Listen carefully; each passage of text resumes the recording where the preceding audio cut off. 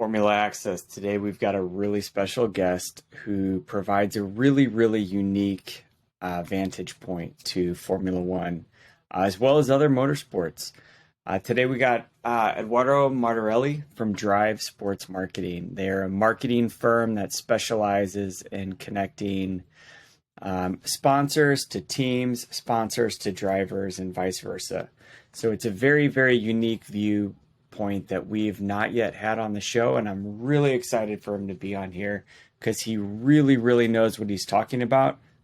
Plus, he comes from a Formula One team, so the DNA is there, the wisdom is there, and you guys, you're going to enjoy it.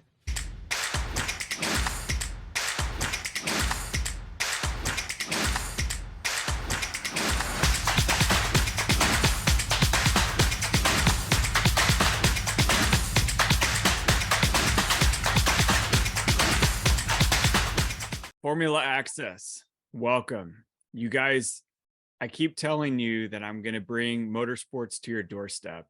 I keep expanding my wings and going farther and farther away from the car. Well, not necessarily for this one, but we have a really special guest on a really important place that I get a lot of feedback from you guys about wanting to know more about sponsorships, how sponsors work. It's a fascinating subject, and I think it's one of those things that nobody talks about and nobody fully understands. So today we got a really special guest, Edoardo. It's coming from Drive Sports Marketing, and not a marketing agency like we've talked about in the past. This is a different kind. So Edoardo, Matt, welcome, and thank you for coming on the show. Thank you for the invitation, Ryan. We have this like fascination with sponsorships here stateside. I work with a lot of young drivers, and that's always like the number one topic is how do you find sponsors? And, you know, and the higher and higher that I go, it's a conversation that still happens, and nobody really understands how it works. And so I'm excited to have you on the show and just really get an understanding of, you know, what that world is, how it works, the value that's contrived from a logo on a car, a logo on a kit, or just, you know, a sponsorship in general to a driver. So, you know, thank you, and I appreciate it. For the people that don't fully understand what a partnership is mostly how it's referred to in motorsports versus sponsorship. What do you do? What does Drive Marketing do? Basically, our role is to help brand entering and leveraging motorsport as a global marketing platform. Obviously, we also work with the rights holders, so federations, promoters, teams, and drivers, and help them to find sponsors. We are, let's say, the middleman in this kind of situations, and generally based on the level of the sponsorship we are talking about or partnership whatsoever, we are more close, let's say, or closer to the rights holder or closer to the brand. For example, when it comes to lower categories, junior drivers, smaller teams, we might work for the team, for the drivers, for the championship. When it comes to big global championship, then Formula One, Formula E, the World Endurance Championship, then we basically help the brand to navigate these environments, which is not the easiest one to navigate. And that's why there are agencies like Drive, which really helps brand to navigate the motorsport ecosystem. There are many agencies that do several sports, from football to tennis to basket, rugby. We only do motorsports. And because we have our expertise here, our connection here, and our skill set here, and we wouldn't be able to offer a professional service if we are not focusing on motorsport. So you do work with the junior support categories such as F4, F3, and so on, in the different series types? Yeah, we work also for them. We also, one of our clients, for example, is a motorsport federation. Another one is a circuit, for example, where Formula One also race. But also we have done some consultancy work for junior drivers or even karting teams. But the kind of work is different on the side, because is a small environment, and you need to be honest with people you work with. And sometimes we have drivers coming up to us asking, "Can you help me to find sponsors?" And we say, "Well, we can't actually really help you in finding sponsors, because it's so difficult to find sponsors for a junior driver. The money involved are not enough basically to pay for our time or efforts. Therefore, what we do in this case is basically give them all the tools to find sponsors. So we go from helping them to create a website, creating a presentation deck, building the commercial proposal, setting up a commercial strategy, doing PR and digital. So we try to put them in the best possible place to find sponsors, because we know that, you know, it's so difficult. Then if a junior driver needs to pay us every month to find them sponsors, probably the money that we find for them are just a bit over the money that he paid for us. So it wouldn't make sense. But this is how we work generally with, for example, junior teams or junior drivers. Then obviously, when it comes to bigger organization, but they don't have the appeal of Formula One or Formula E, then we work, for example, on a retained basis, where we help them every day to find sponsors. And that's, you know, a different kind of relationships. And at the end, obviously, we have the relationships with Formula One teams, Formula E teams, and so on, where it's basically a commission-based relationship. When you have a prospect, you bring the prospect to them, and if the deal is done, you get a commission and go. That's pretty much how it works. What value, like what value creation does a junior series or a junior driver give to a sponsor? I mean, you're not going to Monza, you know, and getting the huge F1 experience, but when you're talking about, you know, a junior category, what are those sponsors looking for, you know, when they target, you know, an MP Motorsport or like a Carlin or ART or something like along those lines? I think there is a short-term benefit and there is a long-term benefit. For example, if you decide to sponsor a junior driver, which is, I don't know, in Formula 3, in Formula 2, or even in karting, in the short term, sorry, what you can get is, for example, the possibility to create interesting content, the possibility to create storytelling around the fact that you are nurturing talent, that you are helping this talent to grow and flourish. This is what you can do as a brand, particularly if you're a brand that is connected in some way to motorsport. Think about tires company, fuel company, lubricants companies. You know, those companies, even if they sponsor many things, they have to sponsor motorsport in some way or another. So if you are this kind of company and you need to be present in motorsport in one way or another, that's probably one thing, that two aspects that can be useful in the short term. In the longer term, obviously, what you should do is to sign a very long-term agreement if you believe in the driver, have a very small amount of money, hoping that that driver in 5, 6, 7 years will be in Formula One, and you have a sponsorship agreement with him signed when he was, you know, probably at the first year of single seaters. So you will basically be in Formula One with very little money, and you will be basically be in Formula One with a strong story to tell, because you have helped the driver to come to Formula One.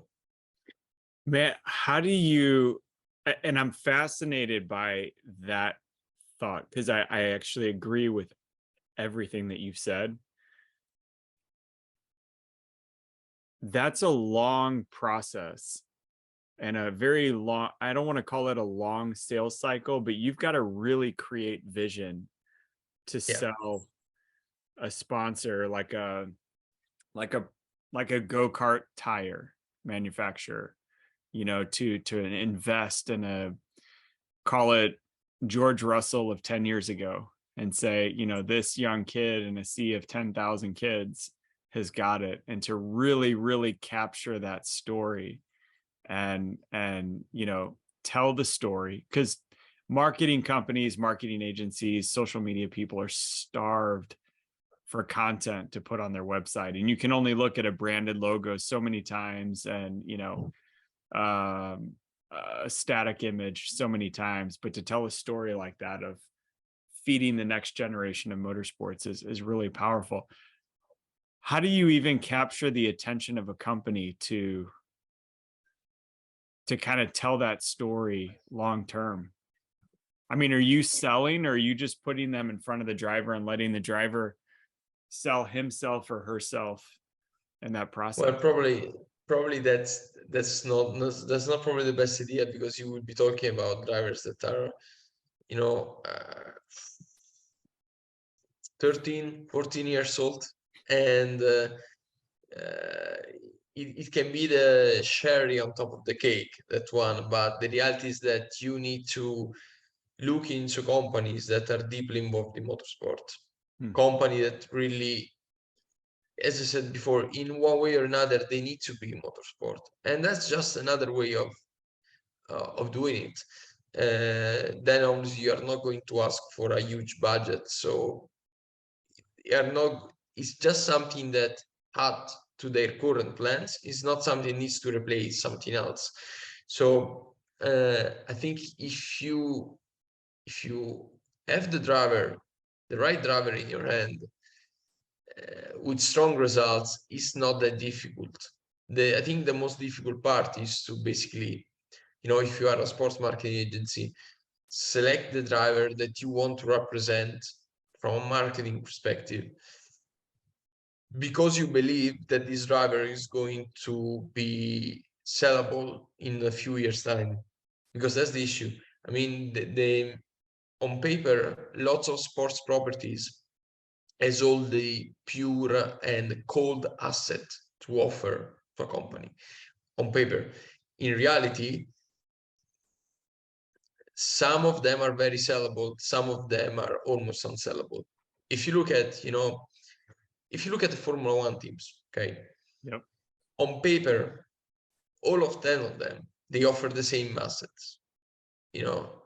Then obviously, some of them is better than another in some aspect, some of them is better than in some other aspect, and so on. But on paper, they all offer the same assets. So that's come the differentiation. And you need, as a sports marketing agency, you need, if you're specialized in motorsport as we are, you need to be crystal clear on where you want to bring your potential client. You want to bring to the team or to the other, because to the team, because not to the other team. And this is where expertise and knowledge of the sport can help you. If you are just a standard sports marketing agency, probably 5 or 6 Formula One teams, to you they will look like all the same, but they are totally different, although they have the same assets. So, okay.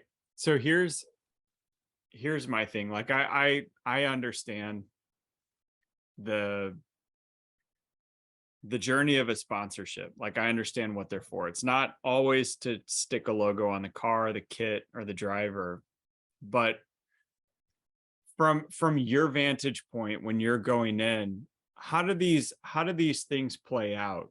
Is it, do sponsors come in and say, I just want access and experience, and say the McLaren paddock club, and I want to be able to bring my clients to that event and sit on top of the pit garage?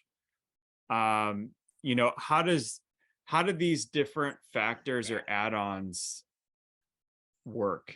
Because you've got, obviously you've got logos scattered all over the car, all Yeah. over the helmet, all over the driver, the kit, whatever, the watches, all of the things that kind of take place.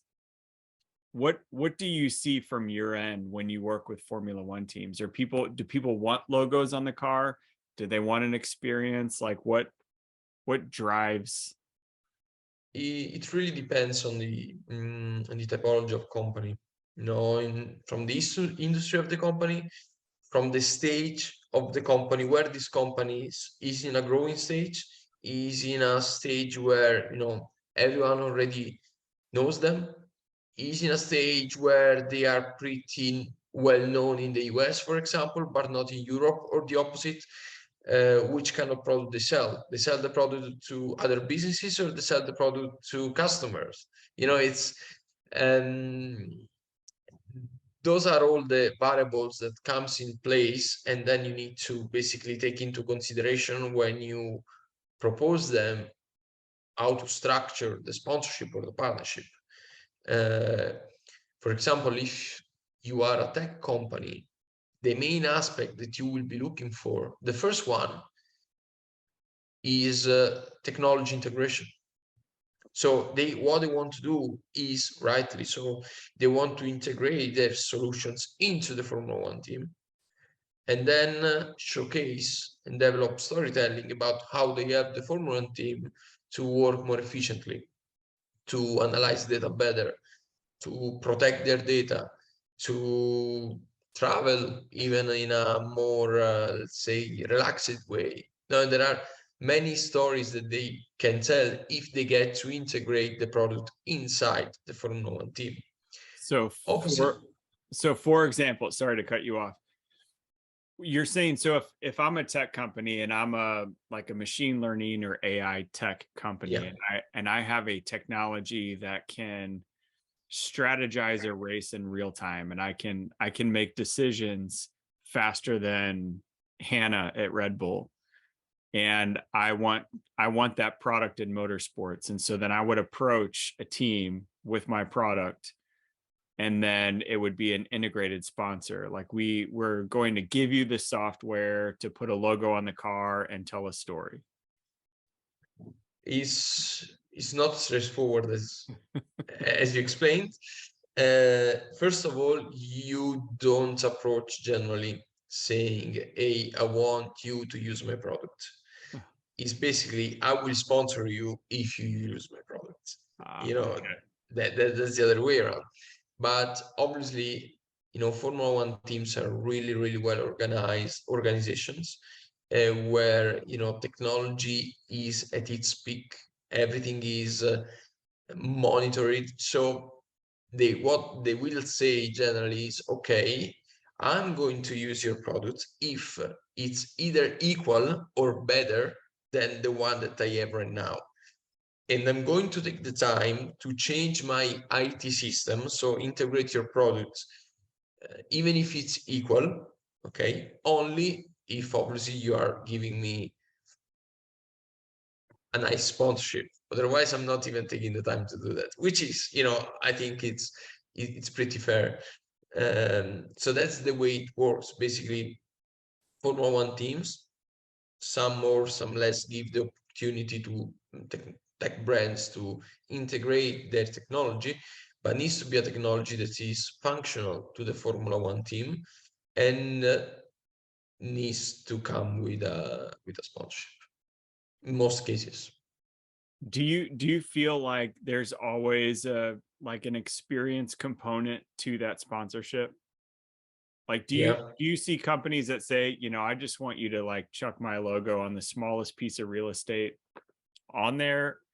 Or do you hear people say, like, I actually just want a sponsorship to tell a story, but then to have an experience for employees or for, our high profile customers? Well, generally, all the companies start with one objective. Sometimes it's branding on the car, sometimes it's hospitality, sometimes it's the opportunity to tell a story. Then what happens is that they will see what are the all other assets and say, "Oh, you know what? I want a bit of that." Yeah, but can I have a bit of that? So it's sometimes I smile when speaking with a prospect. He says to me, I'm not interested in branding, because in my mind I know that at the end of the process he will say, anyway, can I put even in a small logo of my company on the car, on the driver? So the reality is that um, to me, as a partnership that really works is a partnership that works without the branding on the car, on the drivers, and so on. Because to have a partnership that works, you need the story behind. You need the right access to the channels to deliver this story, which today is not anymore only branding on the car. You need to work heavily on digital and social channels. You need to work heavily on activities that gives you the chance to engage with the fans of the team. Then obviously, if you want to certificate that you are a partner of the team, probably it's nice to have a logo on the car, but that's, I think, the cherry on top of the cake. It's not there is a way to do it. Also because if you only want that, it means that you really need purely brand awareness in that way, which is fine, but you need a very, very big logo on the car, because the car are going very, very fast. And if you're spending all this kind of money, for sure you will have something else apart from the logo. Okay. So having gone towards sponsorships and this whole motorsport thing, like I know the answer to this already, but if I'm cognizant and Yeah. I want to sponsor a team, what like what is Drive doing, or what are you doing that is different than me just calling like one of their partnership and brand people? And I get cognizance of bad representation, because that's a huge organization with a huge brand rep. Say I'm like ABC Technologies, and and I just want to throw a logo on the car, and take my partner to a race and our wives. How What is that difference like? Do you see on the brand and partnership side like a hesitation to take partners, or just like a really complex process that you navigate them through, or do you guys help with that story and that social media I, process? well, I think that we almost every week we are approached either by from one side drivers, junior teams, and so on, or even brands. The other day a brand reached out to us asking about Formula One and Formula E sponsorship. And what we do, the first place with the brand, is basically asking, okay, what are your objectives and what is the budget? Because those are the first question that help us understand where to bring this brand. Because obviously, if you have a small budget and you want to go with a top team, probably the team is not going to work. So this is the first question that basically we do. Also, if you just want branding, obviously you can go with a team that perhaps is the team that is not really one of the best in terms of social media following. Because if you only want to act on branding, then you don't care that much around social media. If you are a brand and in your strategy there is the idea of running lots of social media and digital competitions, then probably I will try to bring you to the team that is the more flexible and the best in terms of working on digital. So it's all a compromise between the budget that someone has and basically the money also that and the objectives. So this is the aspect that we consider. When we approach a brand, is a different story, because we need basically to convince them about the opportunity, to educate them about the opportunity. And the fact is that as an agency, you're not fighting only against other agencies. You're fighting also against the Formula One teams, obviously. You're also fighting against football clubs, against the manager of a tennis player. So it's those big brands, those brand representatives of those big companies received probably 40, 50 approaches per day in terms of sponsorship. So it's difficult to stand out. So you assist in that, the navigation of that, and Yeah. understanding who to talk to and what organizations, what the value proposition to them is for this sponsorship. But also, you know, I think you said it's like the hardest question to answer, I think, is like, what's your budget? It's like, well, I don't know. You tell me what it's going to cost. And it's like, well, it could cost $100,000 or it could cost $100 million. It really depends on what your budget is. And I think if, like, I see a ton of value in what you do, because if I'm talking to you as a company owner or a sponsorship manager or whatever that is, and I tell you my budget's $50 million, you're going to say, okay, here's what we can do with that. You're not going to say, okay, send me a check for $50 million and I'll make something happen. Versus if I go to a team and I say my budget's $50 million, they're going to try to find a way to spend every dollar of that. And I think it goes both ways for you. And I think that's a really happy medium for you to play, because you can be that person. You can confidentially hear $50 million and say, here's what we could do. I could probably do this for 40 or 45 or whatever that is. I don't know how, but Yeah. really helping them navigate that and get the most bang for their buck. And on the flip side, for a team, you have a broad swath of connections that maybe a partnerships manager might not have, and be able to really kind of go outside of the box and say, if I'm a partnerships manager, I kind of have a Formula One book of business where you are like, well, these are huge clients of ours on the Formula E side, and they really want to kind of enter this space also. You should have this conversation with these guys. And so you're able to be more flexible. I think brokerage is always kind of this misnomer in the industry. Exactly. I think one of the, one key aspect for us is to be independent.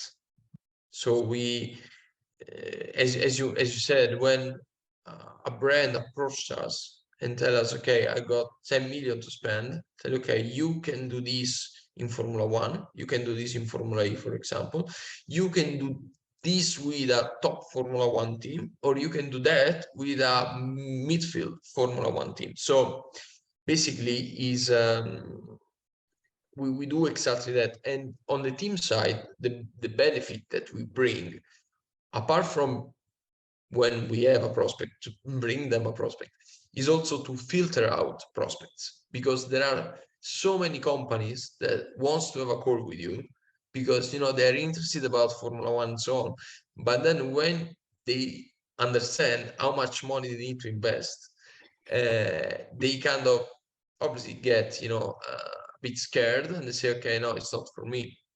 So if you are a professional sports marketing agency in any sport, you bring to the team a prospect only when, I would say, this prospect is pretty well convinced that that sport is where they want to be. Then they can be in that sport for 1 million, 2 million, 5 million, or 10 million, but they need to be pretty well convinced that they want to be in that sport.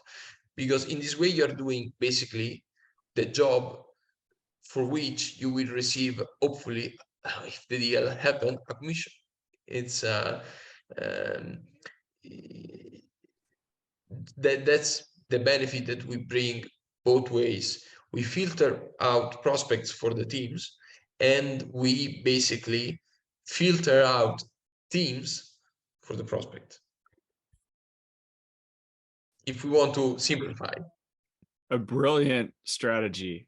I come from sales. I come from business. I've been around that. I've tried to seek out sponsors for this show, and I know it's really, really difficult to just kind of piece all that together. And you almost have to qualify yourself before you reach out and kind of have an understanding of like who's trying to enter what space and why. And it's really easy to go find Pirelli and their sponsorship people, but the likelihood of that is like minuscule versus a kind of young company that's really aggressive in sponsorships but has real no social presence or visibility.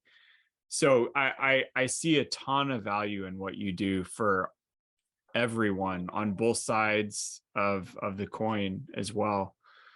Um, do you see a huge like uptick because of the growth in the US? Like, do you see a big uptick in European companies and other companies around the world trying to enter that market because we have 3 races next year and we kind of have this explosion of eyeballs?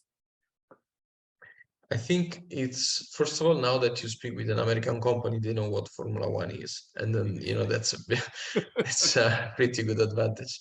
Yeah. And I still remember when I was in China for the Formula One race, and I was trying to explain with a person what Formula One is, and I had to show on the phone basically a picture of Formula One car.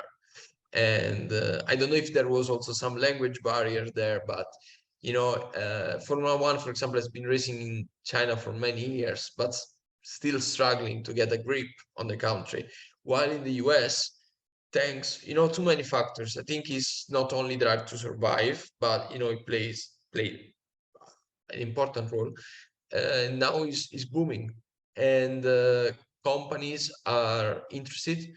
They want to know how to get involved, and for sure, the fact that there are several races in US really helps, because it means that they can activate several times during the year in the US. Otherwise, it was, we activate now and then see you later in 12 months. And it was not, let's say, useful from a US only standpoint. Right now, you can also work, for example, on America's only partnership, because they start to make sense. Yeah. And perhaps you can include that, Canada, which is obviously North America. You can include potentially Mexico, which is Central America. So you have potentially 5 races that you can build a partnership around if you don't want to go global at first.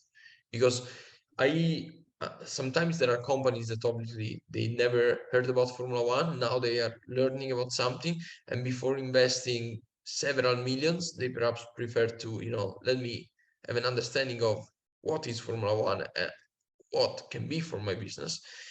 And they prefer to do an American only deal, which works, because perhaps this company this year doesn't go global and invest only in America, but then they realize the value, and next year they will invest even more money that they were planning to invest in the year before, because they understood the value. And so it opens a lot of opportunities. How did you get in that? Because this is your business. What's your origin story? How did you get started in all this? In my career, you mean? Yeah. So I've always been a huge Formula One fan since I was a kid, and the only way basically for my mother to make me stop crying was to put me in front of the television and watching a documentary about Ayrton Senna. And this was the very beginning. So um, I was a supporter of fan of Williams and Damon Hill, which was not the most popular thing to do in Italy during the 90s, given that Williams was fighting against Ferrari. But I was brave probably since I was a kid. Is it And is it ever a good time? well,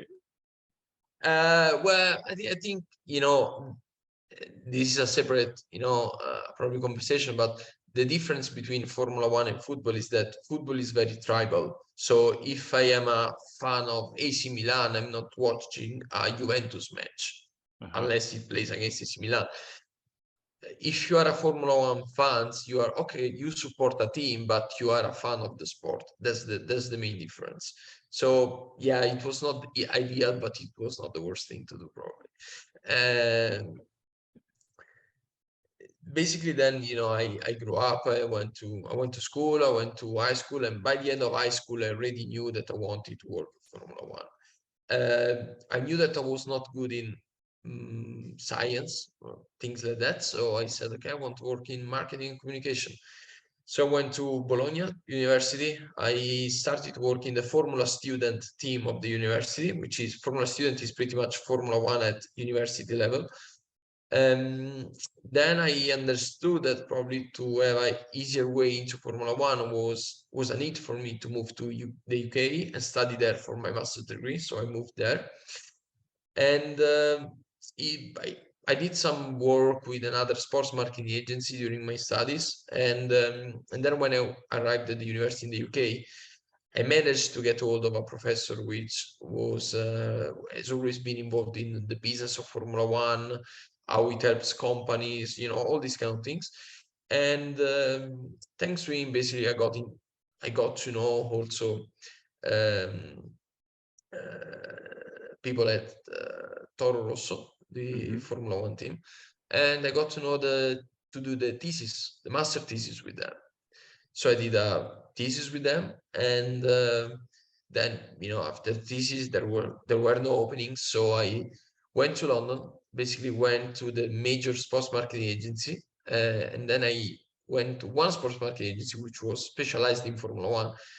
Lied to the receptionist and give my CV to the people working there, and then I got a call, I got an interview, and got my first job. But before that, I was brave enough that in a the Autosport show in Birmingham, there was Claire Williams Uh-huh. signing autograph, and we have the autograph card from Williams. Yeah. Everyone was giving that to her so she could sign. I gave her my CV, and I said, I know you're the boss, but I don't know who else I can give this CV to. So, you know, you really need to speak with people, knock on a lot of door, and sometimes give a big push to the doors in order to open for you.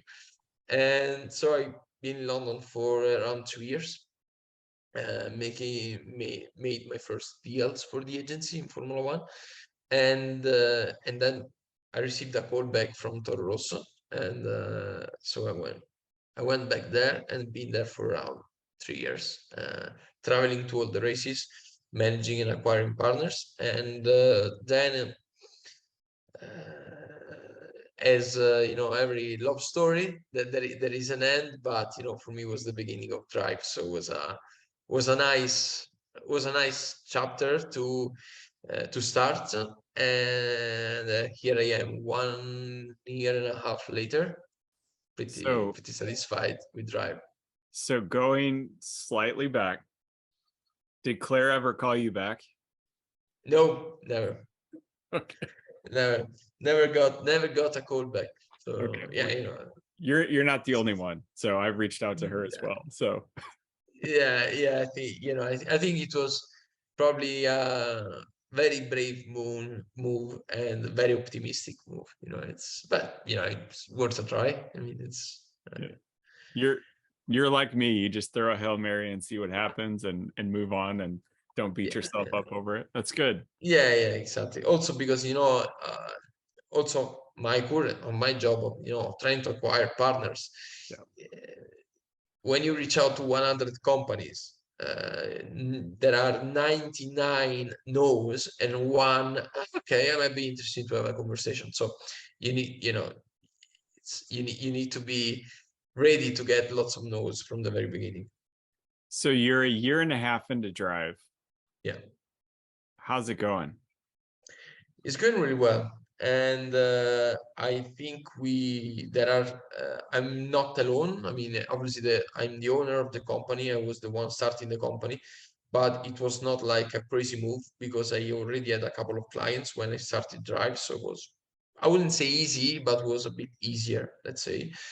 And we have spent probably the first last year was mainly focusing on, you know, renewing with those two clients, getting value for them.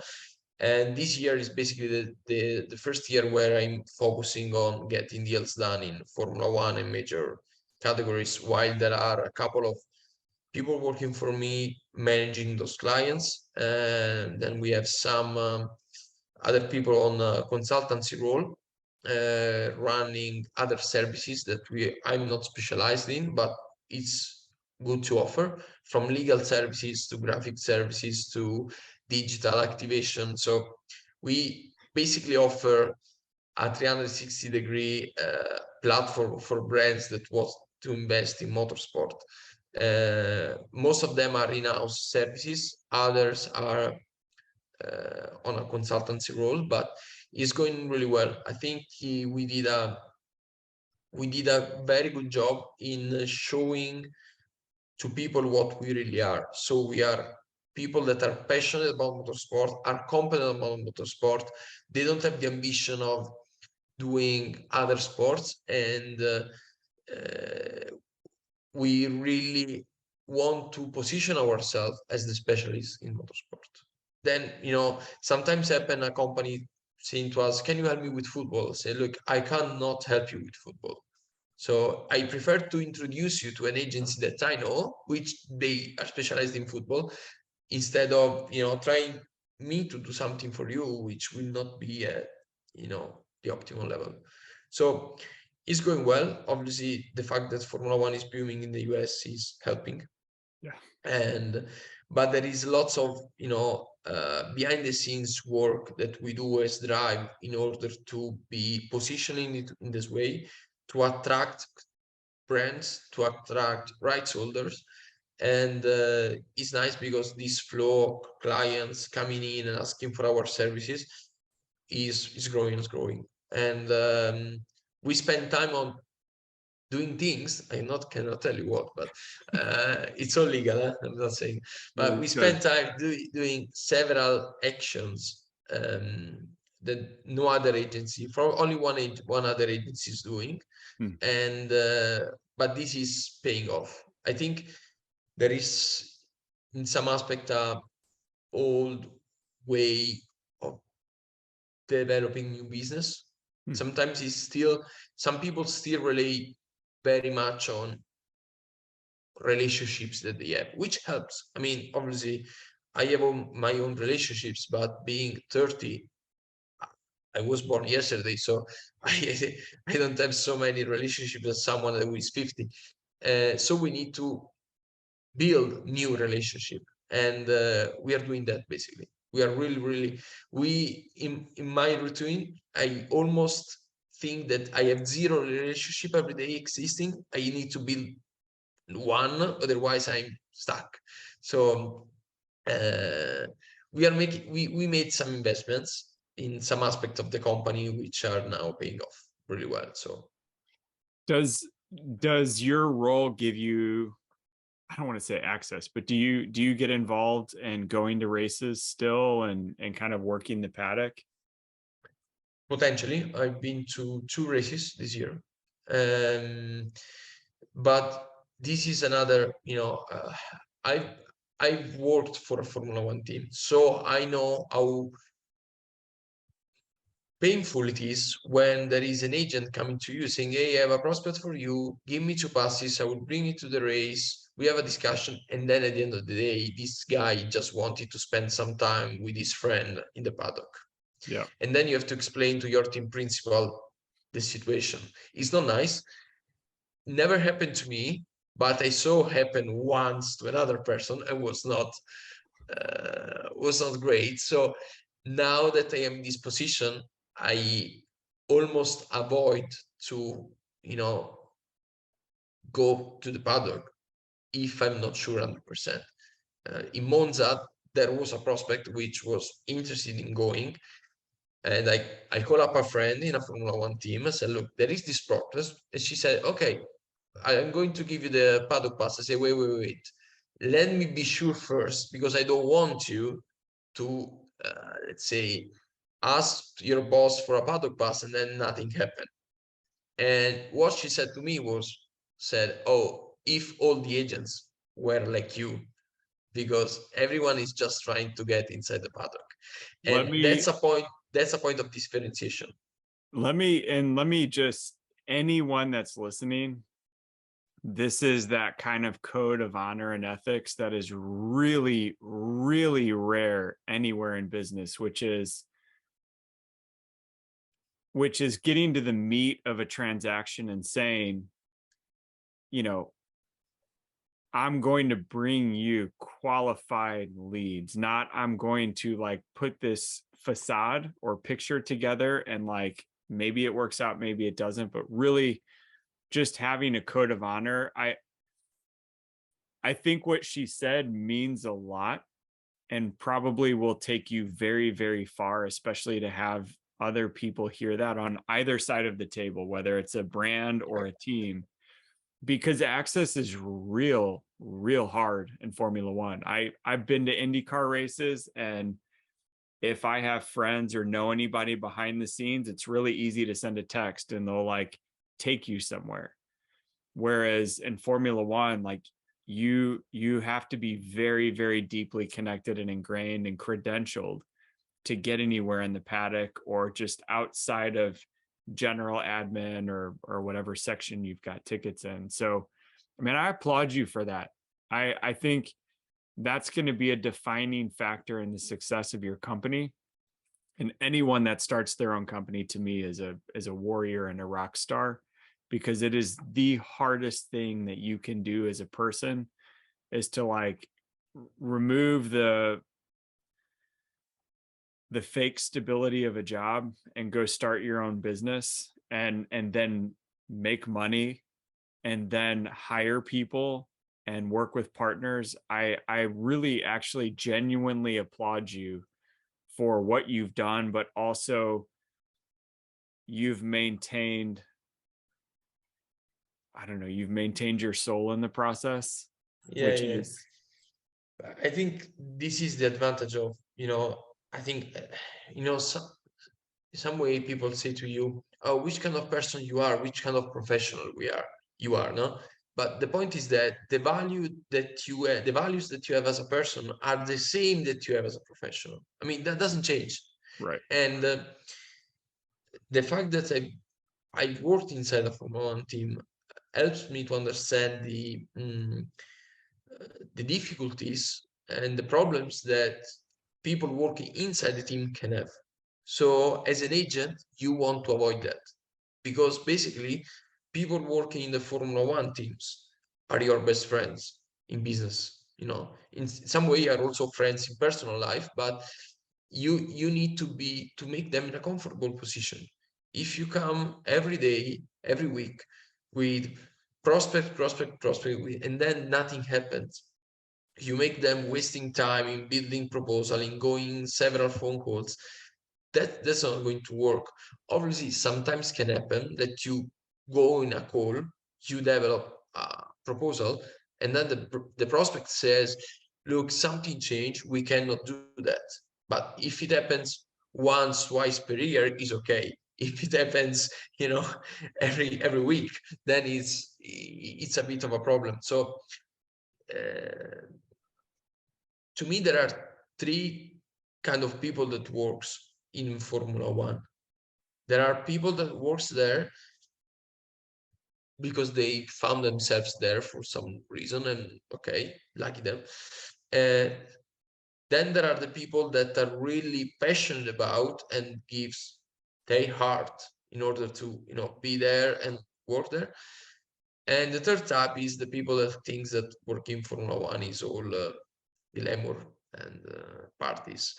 And today they are in Formula One, tomorrow they're in football, the day after tomorrow they are in tennis. So lucky them that they are able to be so good in so many sports. I'm not good at it. I'm just good in motorsport. But that if you want to be in this world, in this ecosystem long enough, you need to be good enough with people, with partners, and with clients. So you have been inside of the sport and in a team, but you've also been kind of on the outside as a partner. What's been your pinch me moment in Formula One? Like, at what point were you like, I can't believe I'm here, I'm around this person or this situation? Uh, well, I think the first time that I entered the garage of the Formula One team I was working for, and no one was telling me, what are you doing here? That's probably the moment in which, I said, okay, I can do that. No one is looking me in a strange way. So that was probably the moment. And then there is also a moment in which you realize that it's not all roses. um, I remember one day I went into the paddock. I think it was the third race in a row. So 3 weeks, 3 races in 3 different countries.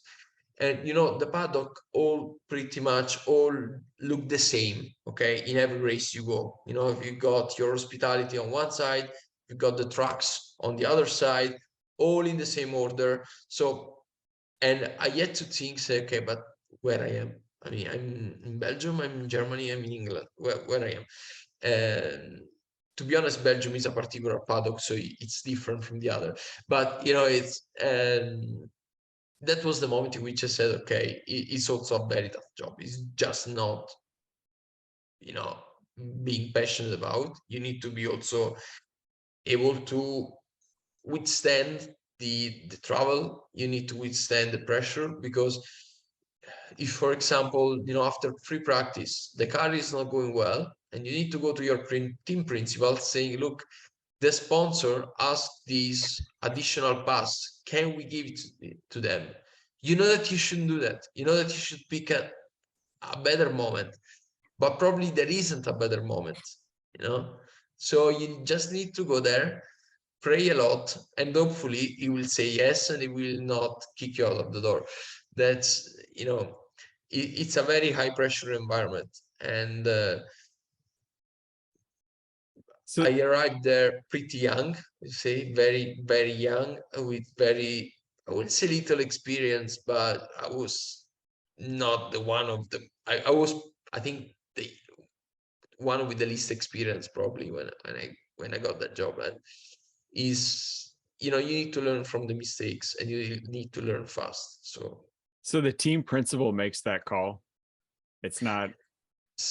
Depends. Yeah. I mean, there are some team principals that are very involved in the marketing side, some that are not. But sometimes you are at the race, your marketing boss is not at the race, so you need to ask the team principal. Also, because sometimes team principal, they have some personal guests and they give away passes to them, so you need to make sure that you don't take a pass that is meant for the personal guest of the team principal, which sometimes does not communicate that he wants to use that pass. He just take it, and so it's an environment with lots of big egos, but lots of professional people. So it's a mix of two. You you need to be able to, I think one of the key aspect and crucial aspect, if you want to work in Formula One, is the ability to work with everyone and to speak with everyone. You need to be able to work with, the mechanics, because you need to be, when you bring guests into the garage, you're bringing people inside their house. So you need to be respectful. And if you have a good relationship with them, probably they're also helping you in some way. They're giving you the steering wheel that you can show to the guest. They are giving the chance to a little kid to sit into the car. So it's you need to be able to work with the administration. You need to be able to speak with a guy that is checking and no one is entering in the garage. You need to be able to speak with the team principal when he's pretty angry about the race weekend. You need to deal with the drivers, which some of them are easier to work with, others are a bit more painful. So it's a complex environment. And at the beginning is pretty much you just need to try to survive, then it gets easier. So the pressure exists A even in lot, that yeah. role. The same pressure Yeah, a yeah, absolutely. driver, it's a team sport. Yeah, yeah, absolutely. And you know, at the end of the weekend, the team principal is going to ask the drivers why they were not so quick in that part of the race. And then he's going to the sponsorship manager asking uh, why this guy is not interested in sponsoring us. And you need to, you know, answer to that. So obviously then there are also moments of celebration. I'm not saying that you don't celebrate, but those are the moments where you feel the pressure the most. Do you often find that sponsors, I just think like a sponsor for a back marker team, obviously what you're getting yourself into at a team like that, but do you often find sponsors like at a back marker team getting frustrated with the results, or are they just kind of enamored by the experience? It depends. Yeah. Obviously, everyone would like to win, but when you're getting into a back marker team, you know that you're not going to win, unless something miracles happen. You know, depends on the sponsors, also on the typology of the sponsor. Probably a technical partner, a technology partner is more, you know, interested in seeing good result from the team. If you are, you know, a jewelry partner, probably doesn't change much. You're more focused on, you know, giving your guests a nice experience and producing cool content. But what I have to say is that when I first got into the Formula One team, there was a sponsor which I was managing, where the guy was a huge Formula One fan. He also has some racing experience, and he understood that, you know, I was bloody passionate as well. I have my car and I do track days with my car, so you know, he found in me a person to speak about motor racing, not only sponsorship. And I remember every Monday after the race, he would send me a note reviewing the race, saying, I think that this driver didn't perform well because of this, and this, you know, and sometimes you know why this guy didn't perform well. Maybe because the car was simply not performing that day, but you can't say that for a sponsor. You need to be Yeah. a bit, you know, try to, you know, diplomatic, let's say, no? So it's depends on the typology of the sponsor, depends also on the typology of the person that represent the sponsor. Yeah. That that is such a that's such a cool environment. I have been in hospitality before, and I just it it is wild how many people in hospitality have no idea what's actually going on. And when you know what's going on and you're educating them, like they're actually really fascinated by the story. And I could imagine the flip side of that being, you know, asking you to tell the driver to, brake a little bit later, or, like you have control over that. And, tell one of the fastest drivers in the world how to drive their car. Yeah, I think that one of the as a marketing guy, working with the drivers is a key part, Yeah. because the drivers are some of the hottest asset that a brand, a sponsor can have. So they are going to use them for many different reasons, and you are basically the middleman between them and the driver. Hmm. And you know, when I joined the Formula One team, I said to myself, okay, you cannot treat them as a celebrity, because if you're treating them as a celebrity, they are never going to do what you want them to do, which is ultimately what the sponsor wants them to do. luckily, they were both, very nice guys, pretty much same age of mine. So it was more about speaking with a colleague rather than with a celebrity for me, and that helped a lot when you have some additional requests from sponsors and so on, and you want to get it done. Mhm.